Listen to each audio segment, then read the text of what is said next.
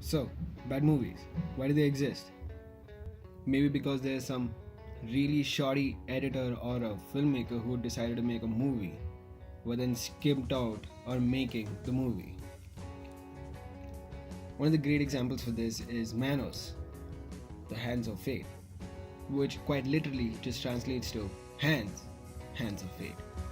Quite a stupid name, if you ask me. But then we have movies that are really good for all the wrong reasons. Movies like The Room, which is a prime example for this, because it was touted as the Citizen Kane of bad movies. The Citizen Kane of bad movies. Think about that. Citizen Kane, touted as the best movie that was ever made, and this movie was touted as the worst of it. So, what is The Room?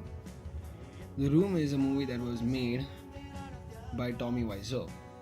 Now, Tommy Wiseau was a noob at creating movies because he was an actor himself and didn't know a single thing about creating a movie.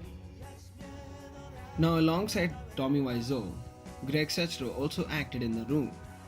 So now, after filming The Room, Greg Sestero decided that he wanted to write about what happened while shooting. So he wrote a book, and the book was called The Disaster Artist.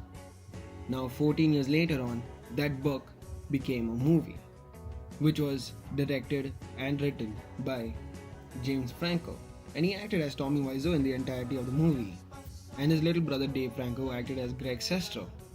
They explained the events of how the movie was made and how both Tommy and Greg became friends.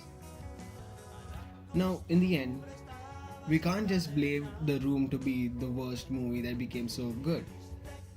We have also movies like The Troll 2, The Birdemic Shock and Terror, and the Sharknado franchise, which has around 5 different sequels at the moment. But The Birdemic Shock and Terror was a movie that received its own type of popularity because the director James Nguyen tried his very best to get his movie out there. Now, James Nguyen, when he wanted to showcase his movie, in his last ditch effort, went around in a minivan right next to the Sundance Festival with fake blood and the words Birdemic written all over the car, completely misspelled. Like, how do you misspell your own movie, bro? So he went around trying to showcase his movie, and then finally was able to screen the movie in a local pub nearby. A lot of people came in for the movie and were completely taken away because the movie was supposed to be a romantic horror. But in the end of the day, when everybody watched it, they were all in fits of laughter.